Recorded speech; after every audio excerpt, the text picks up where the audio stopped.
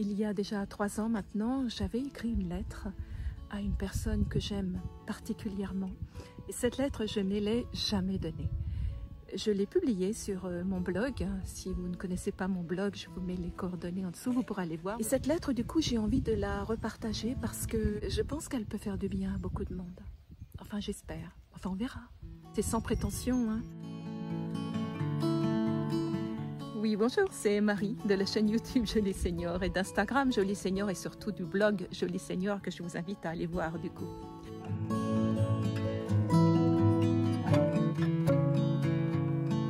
Peut-être avez-vous lu dans mon « Qui suis-je » de mon blog que je suis une adepte de jardinage. Alors ça me vient de ma mère, elle m'a transmis le virus très jeune. Dans mon jardin, je me ressource. Vous voyez d'ailleurs là, je tourne cette vidéo dans mon jardin. Si j'ai mal, si je vais mal, si j'ai une colère, si j'ai une angoisse, si je bougonne, quelle que soit l'émotion qui me traverse, je vais dans mon jardin. Parce que mon jardin, il me purge. C'est mon lieu de purge.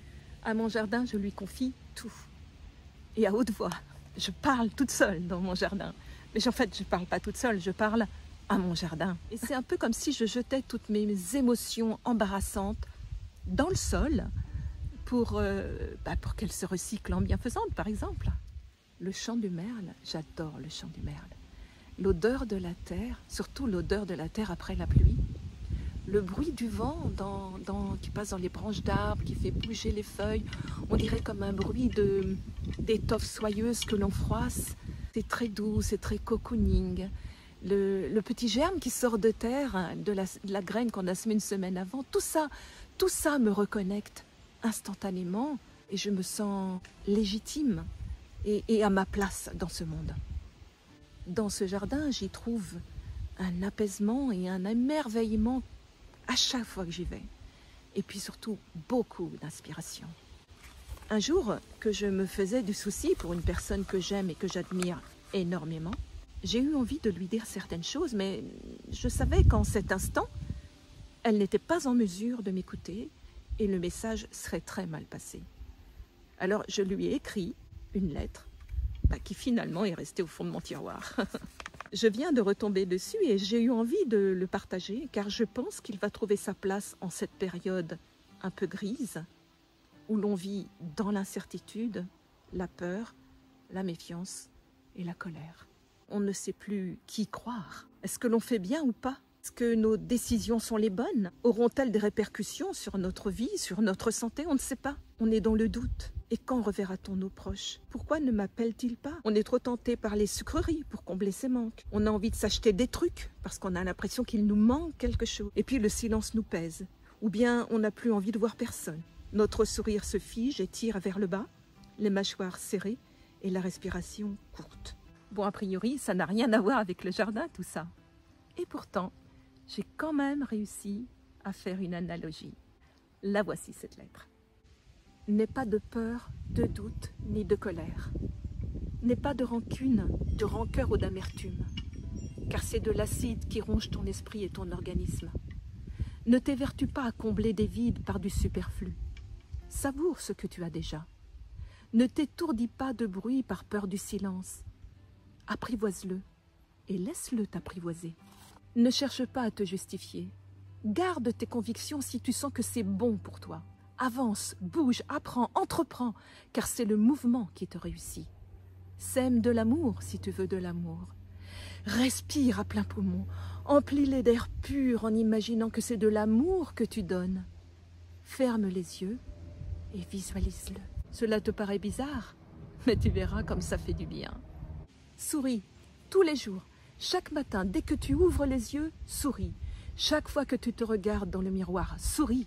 Chaque fois que tu sens le doute t'envahir, souris. Même sans raison, souris. Dégage de la douceur, de la compassion et de l'attention. Cultive l'intérêt pour de simples petites choses. De l'intérêt pour tes proches, de l'intérêt pour autrui, cela te reviendra. Accorde ton pardon à toi et aux autres. Et on te pardonnera. Personne n'est parfait. Et l'on fait tous des erreurs, c'est la vie. Non, pardonner n'est pas oublier. Et ne pas oublier, c'est aussi une balise de sécurité pour l'avenir. Fais montre de tolérance et de recul dès que tu sens de l'agacement et de l'impatience monter en toi.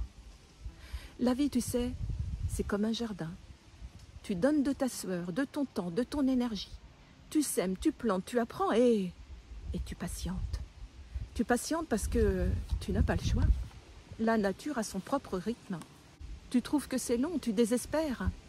Et puis, au moment où tu n'y crois plus, un petit germe vert tendre dépasse légèrement de la terre.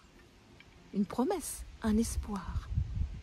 Certaines graines ne lèveront peut-être pas, mais tu ne ressentiras pas de contrariété et tu ne renonceras pas, car les courageuses qui ont levé te feront oublier celles qui n'ont rien donné. Et puis, tu en auras une ou plusieurs qui seront si vigoureuses et si belles que ton cœur sera comblé. Ce ne sont pas celles dont tu attendais le plus de résultats, tant mieux, ton esprit s'éveillera à plus de curiosité. Alors tu redoubleras d'énergie pour continuer, avancer, apprendre, t'améliorer et recommencer. Encore et toujours. Dans la vie, c'est toi le terrain.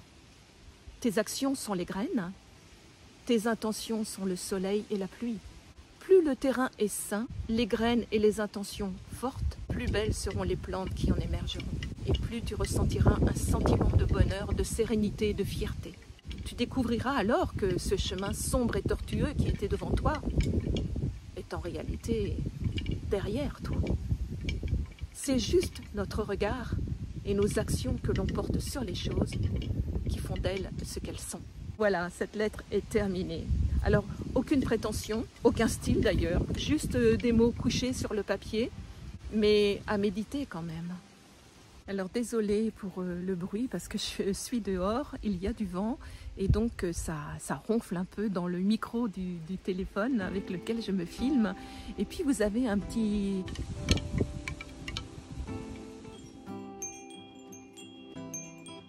Voilà, bah écoutez, je ne sais pas si cette vidéo vous sera utile à vous, si elle vous fera du bien ou pas, si elle vous touche, si elle vous parle, si vous avez envie de la partager parce qu'elle résonne en vous, parce qu'elle vous fait penser à quelqu'un qui en aurait besoin, etc., etc.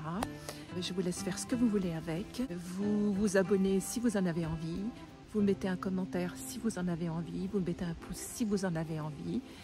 Si vous en avez envie, c'est encore mieux. Je vous souhaite beaucoup de bonheur et je vous souhaite surtout d'apaiser vos doutes, vos colères et vos peurs.